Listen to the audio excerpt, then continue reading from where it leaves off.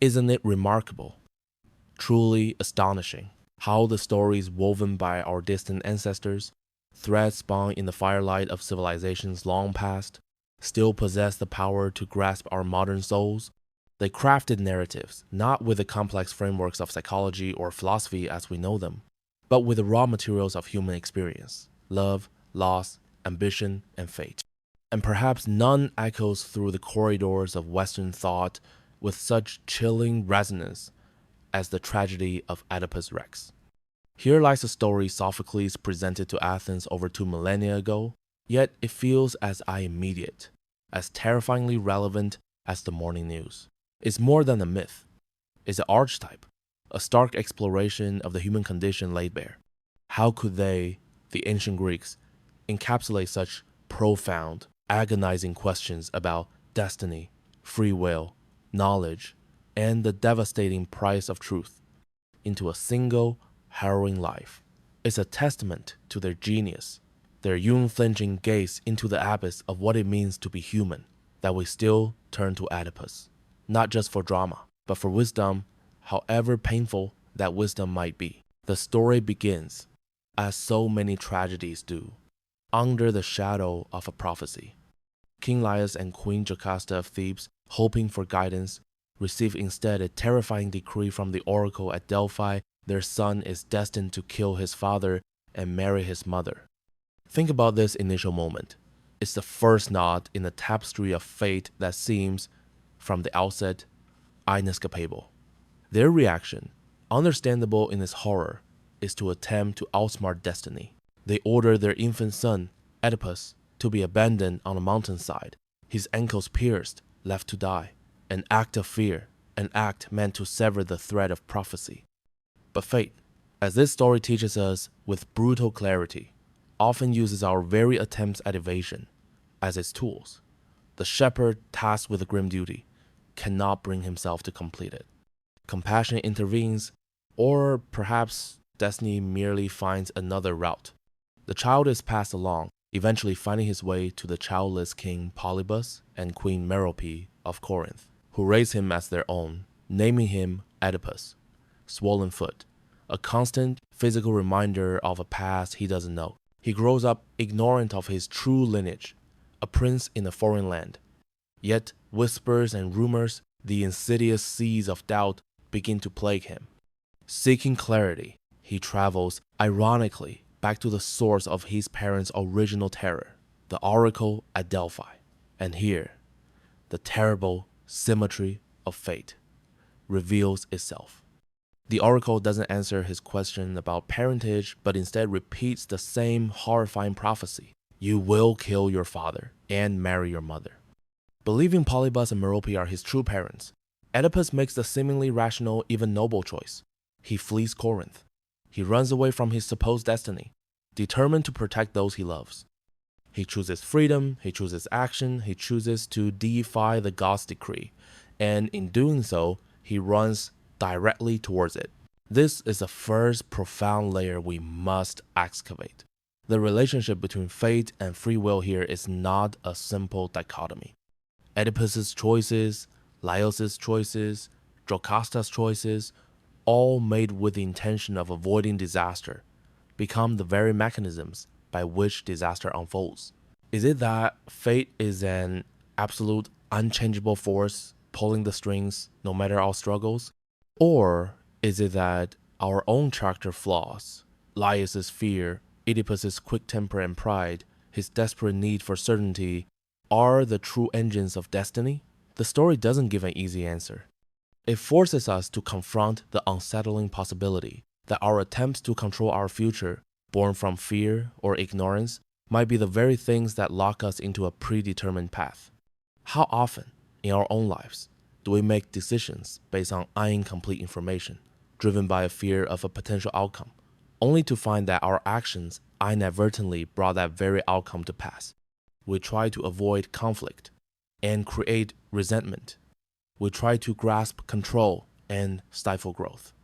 Oedipus's flight from Corinth is a chilling metaphor for the human tendency to believe we can outrun the consequences of who we are or the circumstances into which we are thrown.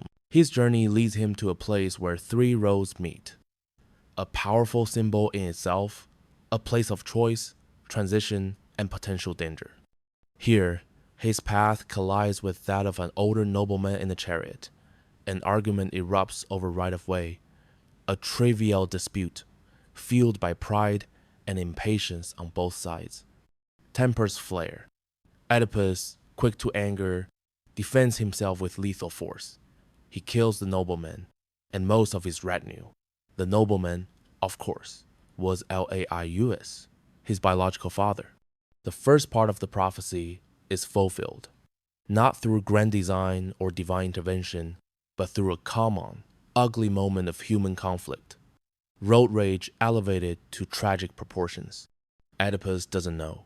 He continues on his path, the weight of his unwitting patricide settling upon him like invisible dust. He arrives at Thebes, a city gripped by terror. The Sphinx, a monstrous creature, holds the city hostage, devouring anyone who cannot answer her riddle. What goes on 4 feet in the morning, 2 feet at noon, and 3 feet in the evening? This is Oedipus's moment of triumph, the display of the very intelligence that will later become his undoing. He solves the riddle. Man, crawling as a baby, walking upright as an adult, leaning on a cane in old age.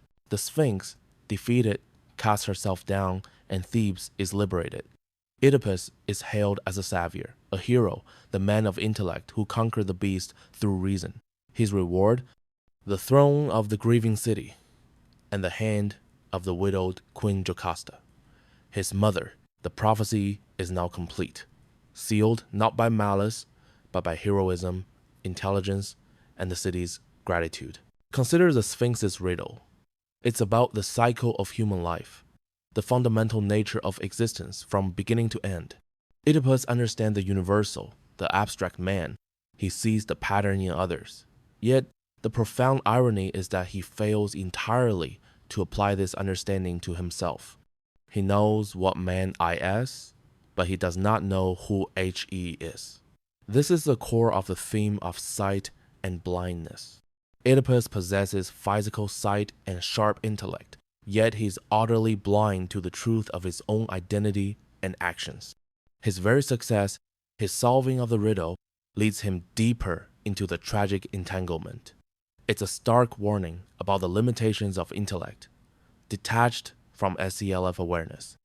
We can understand complex systems, solve intricate problems, analyze the world around us with brilliant clarity, but remain stubbornly, dangerously blind to the truths dwelling within our own hearts, our own histories, our own complicity in the patterns of our lives. Knowledge of the world is not the same as knowledge of the self. Oedipus masters the former and is destroyed by his lack of the latter. Years pass. Oedipus rules wisely, loved by his people. He and Jocasta have 4 children. Thebes prospers. The past seems buried. But then, a plague descends upon the city. Crops wither, livestock die, children are stillborn. The city suffers. Oedipus, ever the responsible king, the problem solver, vows to uncover the cause of the affliction and eradicate it. He sends his brother-in-law, Creon, to Delphi once more. The oracle's message is blunt. The plague is a pollution, a stain on the land caused by the unpunished murder of King Laius. The killer must be found and either exiled or executed. And so begins Oedipus's relentless investigation, his quest for the truth. This quest is presented not initially as a descent into horror, but as an act of civic duty, of kingly responsibility. He pronounces curses upon the killer, vows to hunt him down, unaware that he is cursing himself, hunting himself. He summons the blind prophet Tiresias, the man who sees without eyes. Tiresias knows the truth, and initially refuses to speak, warning Oedipus that the knowledge he seeks will bring only ruin. Let me go home, he pleads. Bear your own burden, and I'll bear mine. There's profound wisdom in that plea, the recognition that some truths are too heavy for a single soul to carry. But Oedipus, blinded by his confidence in his own righteousness and intellect, mistakes Tiresias' reluctance for treason, accusing him and Creon of plotting against him. Goaded beyond endurance, Tiresias finally unleashes the devastating truth. You are the man whose polluting presence makes this city sick. You are the murderer you seek. Oedipus dismisses it as the ravings of a senile old man, a pawn in a political game. He cannot conceive, cannot allow himself to conceive that the answer lies within himself. This confrontation between the sighted king who is blind and the blind prophet who sees is the play's symbolic core. Tiresias represents unwelcome truth, the intuitive, often terrifying knowledge that lies beyond rational analysis. Oedipus represents the limits of reason when confronted with unbearable self-knowledge. He embodies our own deep-seated resistance to truths that threaten our identity, our sense of self-worth, our place in the world. We build narratives about ourselves, about our lives, and we cling to them fiercely. Oedipus the savior, Oedipus the wise king, these are the pillars of his identity. The possibility that he is also Oedipus the polluter, Oedipus the unwitting sinner, is too monstrous to contemplate. Yet, the evidence inexorably mounts. A messenger arrives from Corinth with news. King Polybus is dead. Oedipus rejoices, momentarily believing the prophecy is broken. He hasn't killed his supposed father. But the messenger, meaning to comfort him further, reveals the long-held secret. Polybus and Merope were not his birth parents. He himself delivered the infant Oedipus, rescued from the mountainside, to the Corinthian court. The identifying detail? The scars on his ankles. Jocasta begins to see the horrifying pattern, piecing together the timeline, the place of Laius' death, the prophecy. She begs Oedipus to stop the investigation. For the love of God, Oedipus, if you care for your own life, give up this search. My suffering is enough. But Oedipus, now driven by a desperate need to know the absolute truth of his origins, mistakes her pleas for fear of his potentially low birth. He presses on. Finally, the old shepherd, the one who was supposed to leave him to die, the sole surviving witness to Laius' murder, is brought forward. Under intense pressure from Oedipus, his story unravels, corroborating the messenger's account, confirming the horrifying truth. The baby he spared was Laius and Jocasta's son. The man Oedipus killed at the crossroads was Lais. The woman he married, the mother of his children, was Jocasta. All of it true. The revelation is absolute, catastrophic. Jocasta, understanding first, flees into the palace and hangs herself. Oedipus, his world shattered, his identity annihilated, follows. Finding her lifeless body, he takes the golden brooches from her robe and plunges them into his own eyes, crying out that they should no longer see the sun, nor the darkness he has created, the horrors he has committed and endured. The act is symbolic. The physical blindness mirrors the internal blindness he suffered for so long. Now, ironically, in darkness, he finally sees the full, unbearable truth of his existence. This climax raises perhaps the most disturbing question of the tragedy. Is the pursuit of truth always heroic? Is knowledge always liberating? Oedipus's relentless drive to uncover the killer, born from a sense of justice and responsibility, leads directly to his utter destruction. Unlike stories where truth sets you free, here, truth obliterates. It suggests a terrifying possibility that there might be limits to human understanding, depths of reality or self-knowledge that we are simply not equipped to bear.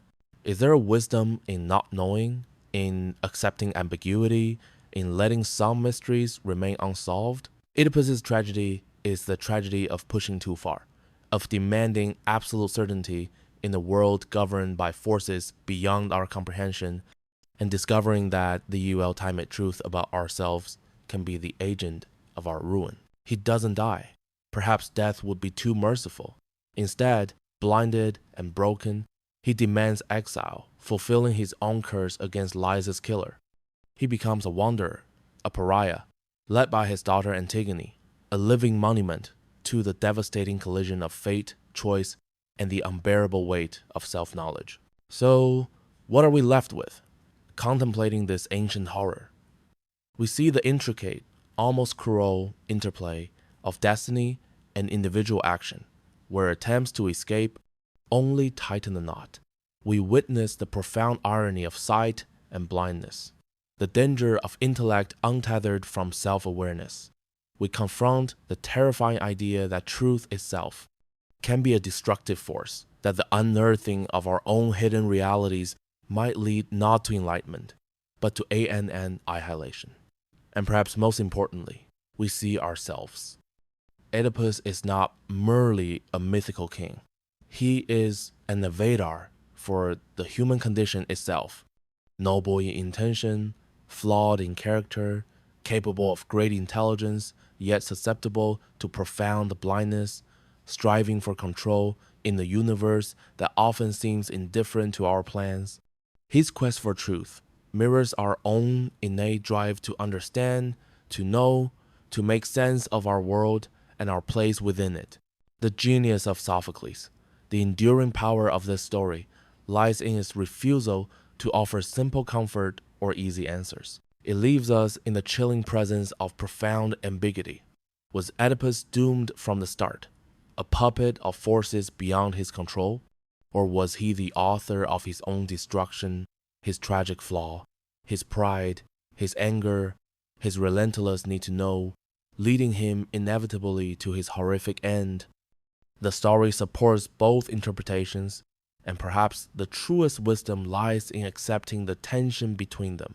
And so, we are left to ponder in our own lives, faced with the often confusing and contradictory signals of the world, driven by our own desires for knowledge, for control, for certainty. How do we navigate the path between necessary inquiry and dangerous obsession?